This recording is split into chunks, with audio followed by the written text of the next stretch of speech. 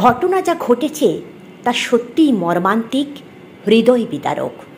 কিন্তু দুদিন পর আমরা সমস্ত কিছু ভুলে যাব, আবার স্বাভাবিক জীবনে ফিরে আসব। কিন্তু যে হতভাগা মায়ের কোল আজ খালি হয়ে গেল, তার কোল কিন্তু আর কোনোদিনও পূর্ণ হবে না। সেই মায়ের আর্তনাদ কোনো দিনও বন্ধ হবে না। সেদিন ঠিক কী ঘটেছিল তা শুনে নিন সেই পুত্রহারা মায়ের মুখেই।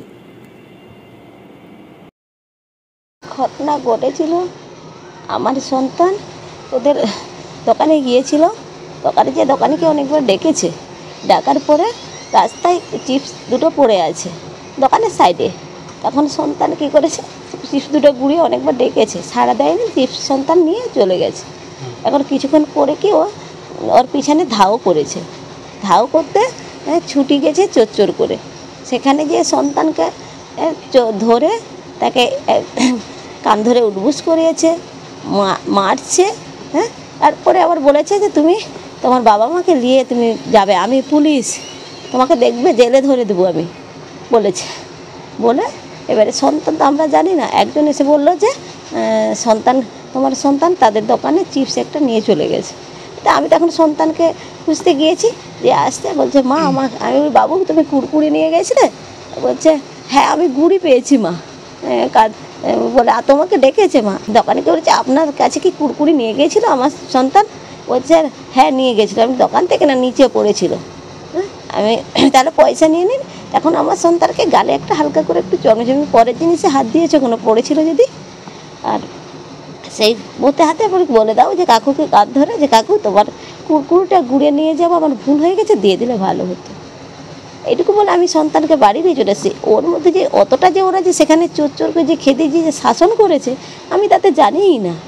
সন্তান যখন সন্তানকে তুলে নিয়ে যাই যে মা আমি চুরি করিনি, রেখে গেছি, সন্তানকে যখন জিজ্ঞেস করি সন্তান তখন বলেছে যে আমাকে এই কথা বলেছে, মৃত্যুর সঙ্গে পাঞ্জা লড়ছে সন্তান, তখন বলেছে আমাকে সন্তান।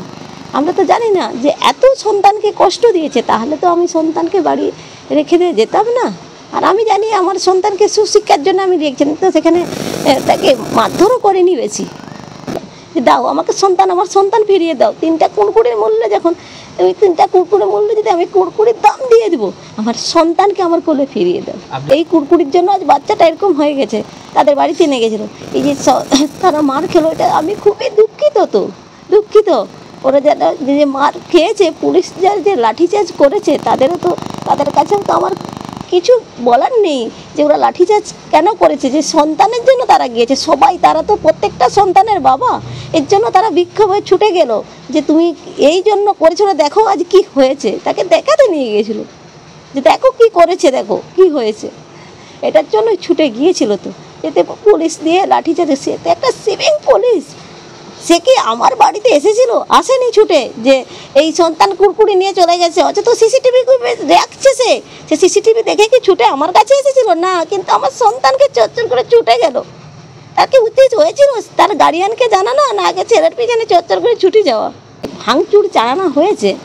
একটা বলুন না, একটা যখন নাবালক সন্তান চলে যাবে সবার বুক থেকে, এখন কি হয়, তোমার বাড়িতে যখন আমি সন্তানটাকে নিয়ে গেছি, এখন তুমি যদি দরজাটা খুলে যে দেখতে যে না সন্তানটা নিয়ে এসছে, ওরা সত্যি দুঃখিত, কষ্ট হয়েছে, আমাদের কষ্ট হয়েছে, একটু যদি মুখ পাড়িয়ে দেখতো, তাহলে নিশ্চয়ই হয়তো কেউ বিক্ষোভ হয়ে একটা তোমার দরজায় ধাক্কা মারতো নি।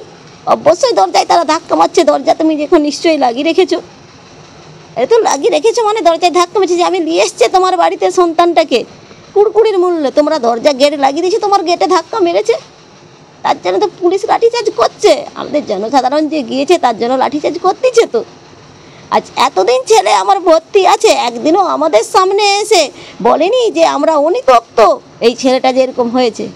4 দিন 5 দিন আমাদের বাড়িতে এসে বলছে অনুতপ্ত, একদিনও আমাদের সামনে যে এসে বসেনি, তাকায়নি, যে ছাড়া দেয়নি যে না আমি যে সত্যিকারের যে ছেলেটাকে এরকম করে নিয়েছে আমরা অনুতপ্ত আছি, একদিনও আসেনি। অবশ্যই দায়ী তো, ওর জন্য সিভিক ভলেন্টিয়ারই দায়ী।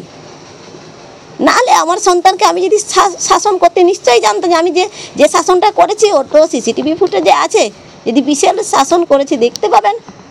সুমিত্রা দাস, আমি সিভিক ভলেন্টিয়ার শুভঙ্কর এর শাস্তি আমি চাই। আমার বুক যখন খালি হয়ে গেছে, আমি ওর কাছে শাস্তি চাই ওর।